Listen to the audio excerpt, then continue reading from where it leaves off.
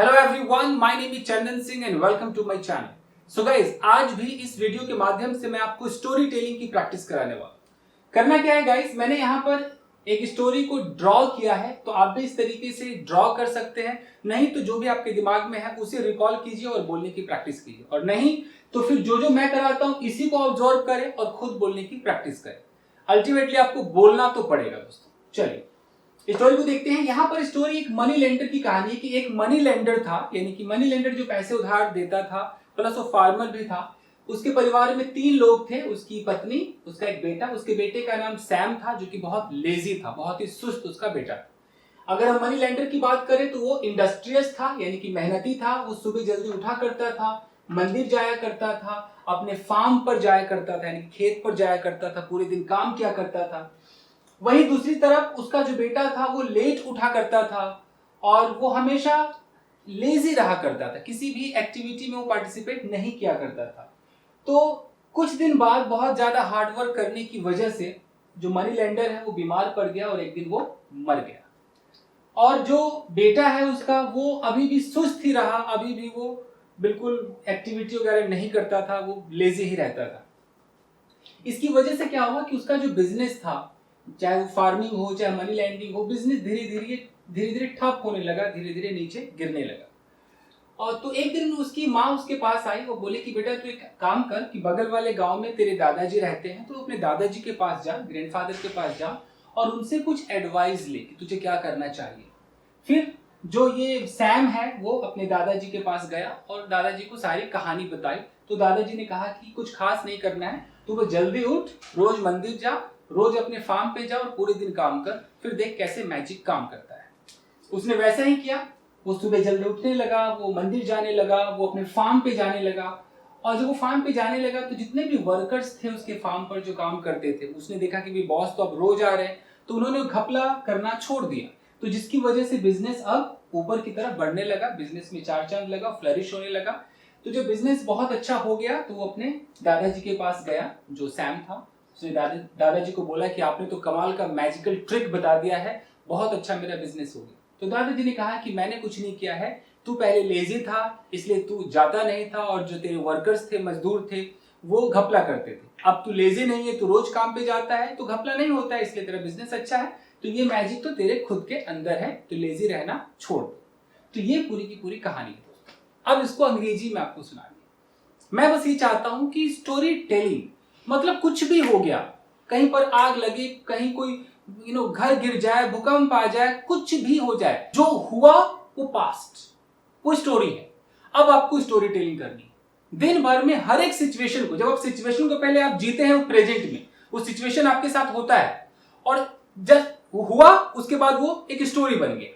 तो आप क्या कर रहे हैं कि जब उस सिचुएशन को जी रहे हैं, आपने वो एक्टिविटी किया, उसके बाद जैसे वो स्टोरी बन गया आप उसे नैरेट करना शुरू करें। हर एक पल की छोटी छोटी कहानी। आप मार्केट जाओ, मार्केट जाके जब तक आप कुछ खरीद रहे हैं वो आप जी रहे हैं, उस जिंदगी को, प्रेजेंट को जी रहे हैं। और जैसे आप घर वापस आए तो अपने कमरे में बैठे हैं, तो जब आप अपने कमरे से मार्केट गए, खरीद कर वापस आए, वो एक स्टोरी बन चुकी है। आप उसे नैरेट कीजिए, स्टोरी को सुनाइए। दिन भर में जो स्टोरी टेलिंग करेगा, जो क्वेश्चनिंग और रिप्लाइंग करेगा, उसकी अंग्रेजी अच्छी हो जाएगी, आई गारंटी इट। चलिए शुरू करते हैं। तो पहले मैं इसको एक प्रेजेंटेशन की तरह करके दिखाता हूं, देखते हैं। Hello everyone, my name is Chandan Singh and today I am going to tell you a story. Well, this story is about a money lender. So there were 3 members in his family: money lender himself, his wife and his son. If I talk about his wife, she was a homemaker and his son was lazy and his name was Sam.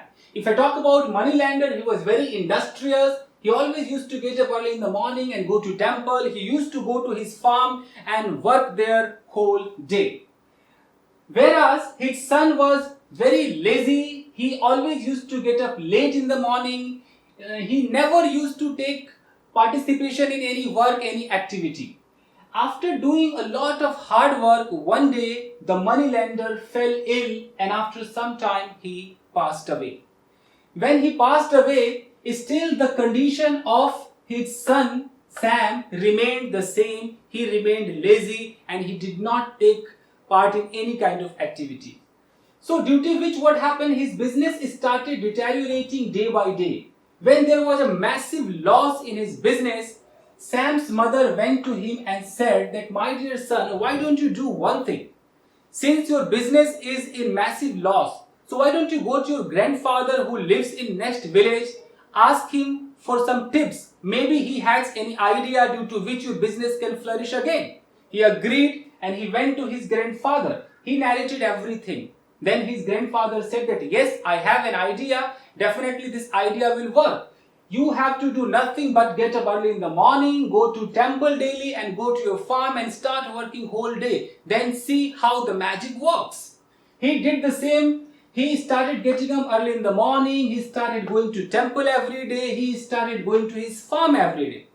So when he started going to farm regularly, so all the laborers working at that site saw that now the boss is coming every day. So these workers stopped doing the scams which they used to do earlier.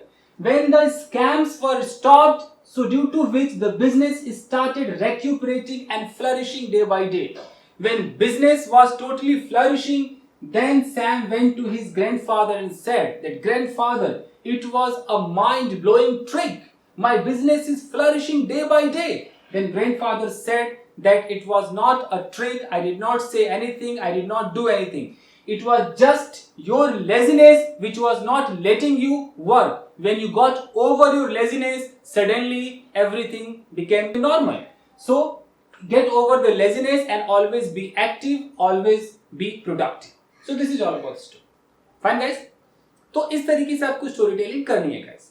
जब आप story telling करेंगे तो आपके जहन में जितने words होंगे ना, उन वर्ड को मौका मिलेगा सिचुएशन के अकॉर्डिंग आने का, और नहीं तो वो पड़े रह जाएंगे, जरूरत पड़ने पे काम नहीं आएंगे. चलिए गाइस, अब इस पर हम क्या करेंगे, सवाल जवाब करके देखते हैं. कुछ सवाल देखते हैं. चलिए यहां से सवाल उठाते हैं. That how many members were there in Moneylender's family? Well, there were 3 members in his family. Okay. What was the name of Moneylender's son? His name was Sam. Was he very active? No, he wasn't. He was very lazy. Okay. At what time did the moneylender get up? Well, moneylender always got up early in the morning. Okay. And why did he die? He died due to lot of hard work. Okay. सवाल उठाना है. सवाल आप जहां से भी उठाएं, यहां से देखते हैं. Okay. Why did his business deteriorate? His business deteriorated because he was very lazy and he was not going to his farm every day. Okay. What did Sam's mother say to him? Sam's mother said to him that you go to your grandfather and take some pieces of advice. Okay. What did grandfather say to Sam? Grandfather said to Sam that you have to get up early in the morning, go to temple and go to farm and work whole day. Okay. What was the result of this idea? Well, the result of this idea was that the business started recuperating day by day. Okay. So बस यही है दोस्तों. इस तरीके से आप बहुत सारे सवाल उठा सकते हैं. मैंने कुछ सवाल निकाले हैं. तो समझ में आया? तो स्टोरी टेलिंग और क्वेश्चनिंग और उसका रिप्लाई अगर आप ये करेंगे तो आपकी इंग्लिश अच्छी हो जाएगी, प्रैक्टिस हो जाएगी और जुबान मतलब वो एक हो जाएगा कि हाँ यार मैं बोल पा रहा हूँ. नहीं तो आप अटकेंगे, हिचकेंगे, 3-3 महीने बड़े बड़े इंस्टीट्यूट में पैसे फंसाएंगे, कुछ होगा नहीं. यहाँ 3 महीने में कुछ नहीं होता है. रोज की प्रैक्टिस घर पर चाहिए दोस्तों. चलिए गाइस, आज के लिए बस इतना ही. मिलते हैं अगले वीडियो में. अगर आप चाहें तो इसका स्क्रीनशॉट ले सकते हैं. Thank you guys.